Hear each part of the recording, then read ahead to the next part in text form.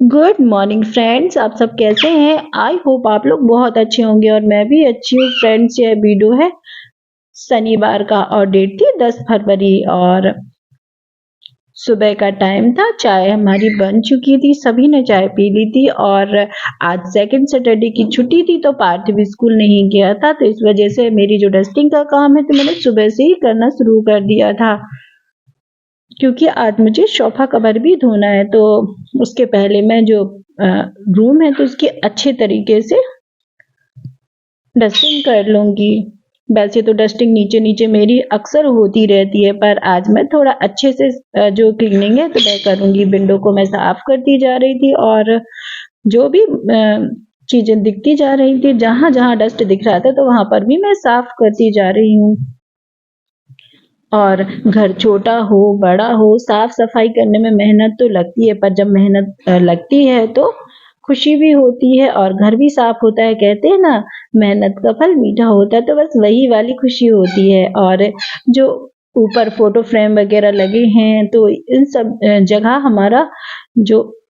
हमारी जो सफाई होती है तो वह रोज रोज नहीं होती है, उसके लिए अलग से ही कभी कभी टाइम निकालना पड़ता है। नीचे नीचे तो हम करते ही रहते हैं।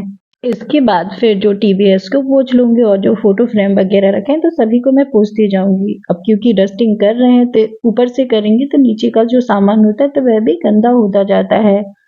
और जो क्लीनिंग है वह होती जा रही थी और इस तरीके से जब हम अपना काम करते हैं तो घर तो साफ होता है भी है और मन में व्यस्त और हमारी व्यस्तता भी बनी रहती है, तो इससे जो हमारा मन है तो एकदम खुश रहता है। और जब हम ज्यादा देर फ्री रहते हैं तो हमारे मन में कई प्रकार के विचार आते हैं जो कि हमें काफी परेशान करते हैं और हम काफी सारी चीजें सोचते रहते हैं। तो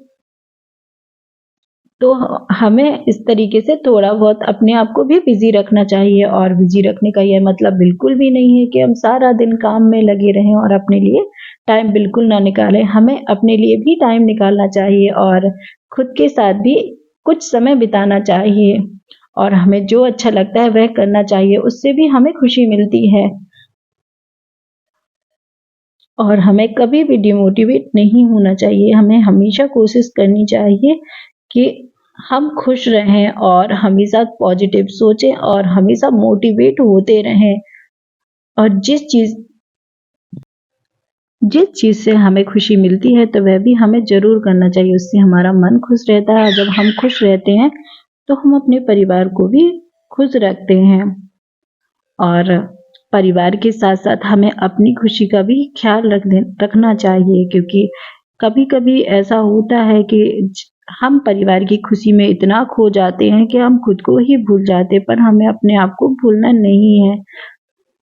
और इसके बाद जो मटर मैंने कुछ रात में छीली हुई थी तो कुछ बची हुई थी और कुछ कम लग रही थी तो मैंने और छील ली थी। इसके बाद गाजर भी मैंने काट लिया था और नाश्ते की तैयारी भी मैं करती जाऊंगी।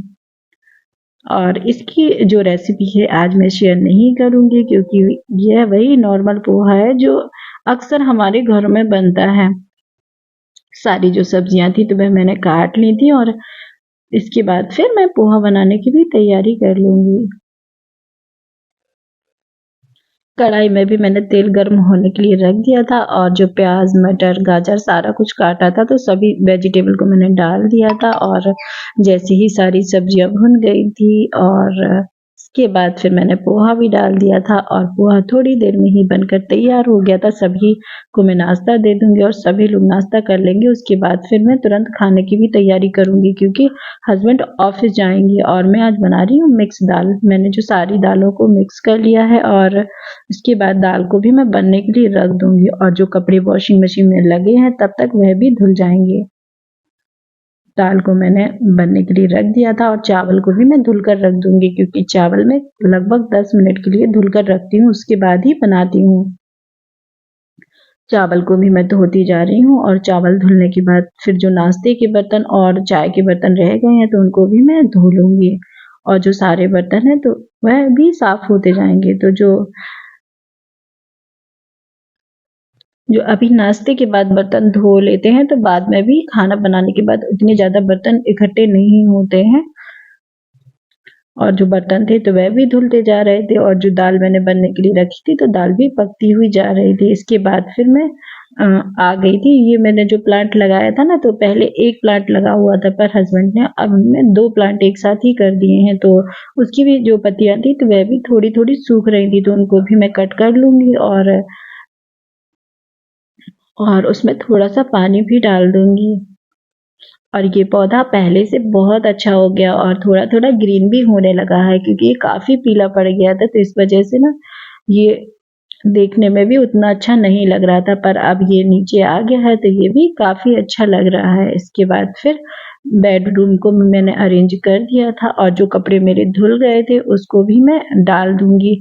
और आज मैं छत पर कपड़े नहीं डाल रही हूँ, क्योंकि छत पर काम चल रहा है, तो इस वजह से वहाँ पर काफ़ी ज़्यादा डस्ट उड़ रही है।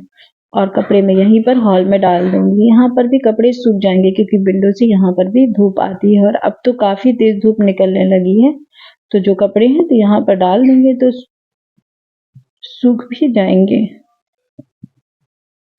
और सारे कपड़े मैं डालती जा रही थी और इसके बाद फिर मैं नीचे जाऊँगी और नीचे जाने के बाद फिर मेरे जो काम और हैं तो उनको भी मैं कर लूँगी।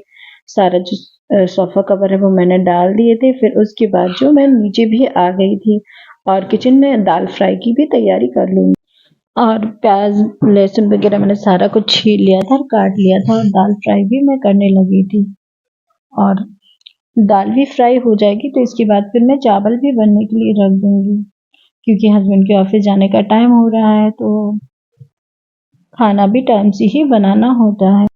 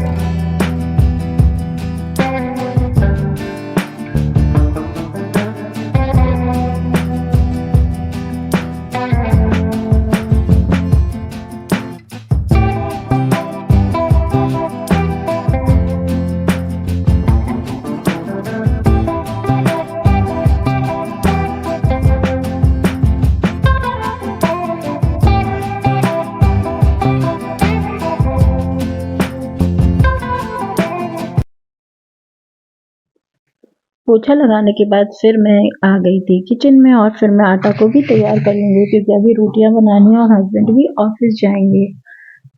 आटा जैसे ही तैयार हो गया था तो उसके बाद फिर मैं रोटियां भी बनाने लगी हूँ। और जो दाल चावल था तो वह तो मैंने पहले ही बना लिया था। रोटियां बनती जा रही थी और साथ साथ में हस्बैंड के लिए खाना भी लगाती जाऊंगी। और ये सुबह का ही टाइम रहता है जब थोड़ी जल्दी जल्दी भी रहती है, तो इस वजह से मैं साथ में ही रोटियां बनाती जाती हूँ और खाना भी लगाती जाती हूँ। और मैं अभी सिर्फ हस्बैंड के लिए ही रोटियां बनाऊंगी। मैं और पार्थ हम दोनों बाद में खाना खाएंगे, तो जब खाएंगे तब हम लोग रोटियां बना लेंगे। हस्बैंड को खाना मैंने लगा दिया था और मैंने आज खाने में बनाया था दाल चावल रोटियां सैलेड अचार, बस इतना ही आज का हमारा लंच था। और हस्बैंड को खाना देने के बाद तुरंत ही मैं टीटू मिट्टू को भी खाना दे दूंगी, क्योंकि उनको भी भूख लग जाती है, तो उनको भी मैं दूध रोटी दे दूंगी। क्योंकि टीटू मिट्टू हमारे साथ रहते हैं तो उनको भी खाना देने की जिम्मेदारी भी तो हमारी ही होती है। और फिर टीटू मिट्टू को भी मैंने खाना दे दिया था और मैंने उनको दूध रोटी और चावल भी साथ में दे दिया था, तो वह भी खाना खाने लगे थे। इसके बाद फिर हस्बैंड भी चले गए थे खाना खाकर ऑफिस। फिर मैंने जो बर्तन क्लीन किए थे, किचन क्लीन करी थी और नहा लिया था, खाना हो गया था। और उसके बाद फिर सीधा मैं आपसे शाम को मिल रही हूँ और ये लगभग 4 बजे का वीडियो होगा। और मैं कर रही हूँ चाउमीन की तैयारी, क्योंकि आज पार्थ का काफ़ी मन था चाउमीन खाने का। बर्तन में मैंने पानी को गर्म होने के लिए रख दिया था। इसमें मैंने लगभग 1 चम्मच नमक डाला था। थोड़ा सा इसमें मैं ऑयल डालूंगी, जिससे कि जो नूडल्स होते हैं तो वो चिपकते नहीं हैं। पानी में अच्छा बॉयल आ गया था, उसके बाद जो नूडल्स थे तो वह मैंने पानी में डाल दिए थे। और इनको मैं लगभग पकाऊंगी 80%। और इसके बाद जब नूडल्स बॉयल हो जाएंगे तो इनको मैं छन्नी में छान लूंगी और छानने के बाद फिर एक बार ठंडे पानी से भी धो लूंगी ताकि इसकी जो कुकिंग प्रोसेस है तो वह भी रुक जाए। और ठंडे पानी से धोने के बाद फिर मैंने इसमें थोड़ा सा ऑयल भी डाला था और ऑयल डाला था मैंने लगभग 2 चम्मच। पहले मैंने 1 चम्मच ऑयल डाला था, फिर मुझे थोड़ा कम लग रहा था तो इसके बाद फिर मैंने 1 चम्मच ऑयल और भी डाला था और फिर मैंने इसको हाथ से भी थोड़ा सा मिक्स किया था जिससे कि जो नूडल्स है ना तो वे अलग अलग हो जाएं, स्टिकी ना रहें। बर्तन में कढ़ाई में मैंने तेल को गर्म होने के लिए रख दिया था और इसको अच्छे से तेल को मैं फैला लूंगी जिससे नूडल्स हैं तो वह कढ़ाई में साइड में चिपकेंगे नहीं।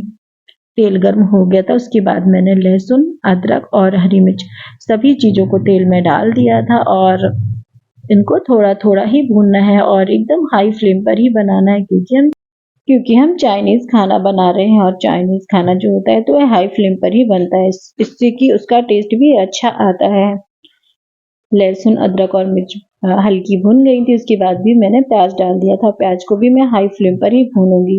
अगर इसको स्लो फ्लेम पर भूनते हैं तो ये पानी छोड़ देती है, तो उसकी वजह से जो सब्जियां हैं तो क्रंची नहीं रह जाती हैं। सारी सब्जियां जो मैंने काटी थी, शिमला मिर्च, गाजर और पत्ता गोभी, तीनों जो वेजिटेबल मैंने काटी थी उनको भी मैं डाल दूंगी और उनको भी हाई फ्लेम पर ही पकाऊंगी और इनको लगभग मैं 3 से 4 मिनट के लिए ही पकाऊंगी। और इसके बाद फिर मैं इसमें सॉस डालूंगी और मैंने इसमें डाला था 2 चम्मच सोया सॉस और डाला था मैंने इसमें ग्रीन चिली सॉस 1 चम्मच और 2 चम्मच डाला था मैंने टोमेटो सॉस और जो रेड चिली सॉस है वह मैंने नहीं डाला हुआ था। मैंने इसमें हरी मिर्च का यूज किया था तो इस वजह से नहीं डाला था। सारे जो सॉस है तो उनको अच्छे से पका लेंगे जिससे कि सब्जी में सॉस का भी फ्लेवर आ जाए। और जो सारी सॉस थी तो उनको भी मैंने पका लिया था और नमक अभी नहीं डालना है, नमक मैं सबसे लास्ट में डालूंगी। और इसके बाद जो नूडल्स थे तो वह भी मैंने डाल दिए थे और इसको भी अच्छे से मिक्स कर लेंगे। नूडल्स भी अच्छे से मिक्स होते जा रहे थे। फिर इसके बाद फिर मैं इसमें डालूंगी चाउमीन मसाला। तो मैंने इसमें चिंग्स का चाउमीन मसाला डाला था, तो इसमें नमक डालने की ज़रूरत नहीं होती है क्योंकि सॉस में भी नमक होता है और मसाले में भी नमक होता है। तो यदि आप थोड़ा सा तेज़ नमक खाते हैं तो ही हल्का डालें, वरना डालने की नमक ज़रूरत नहीं पड़ती है। और जो नूडल्स थे तो बन गए थे और इसके बाद मैंने इसमें थोड़ा सा स्प्रिंग ऑनियन भी डाला था और इसको अच्छे से पकाते जाएंगे। सारी चीज़ों को एकदम हाई फ्लेम पर ही बनाएंगे जिससे कि जो चाउमीन होती है तो वह काफ़ी टेस्टी बनती है और जो सब्जियां होती है तो वह भी थोड़ी क्रंची रहती है जिससे चाउमीन में अच्छा टेस्ट आता है। इसके बाद सभी को मैंने चाउमीन भी दे दी थी और सभी ने खा ली थी। इसके बाद फिर मेरी किचन क्लीनिंग भी होने लगी थी और मैं चाउमीन 1 या 1.5 महीने में 1 या 2 बार ही बनाती हूँ, ज़्यादा नहीं बनाती हूँ। वैसे भी पार्थ जब छुट्टी होती है तो कभी कभार ही खाता है और मैदे की बनी होती है तो इस वजह से हेल्थ के लिए भी उतनी ज़्यादा अच्छी नहीं होती है, तो बस कभी कभार खाते हैं तो नुकसान भी नहीं करती है। और फ्रेंड्स, आज का वीडियो आपको कैसा लगा? अगर आज का वीडियो आपको पसंद आए तो प्लीज़ लाइक, शेयर और सब्सक्राइब करना ना भूलें। चैनल पर नए हो तो चैनल को भी सब्सक्राइब कर लेना। मिलते हैं नेक्स्ट ब्लॉग में, तब तक के लिए थैंक यू फॉर वॉचिंग।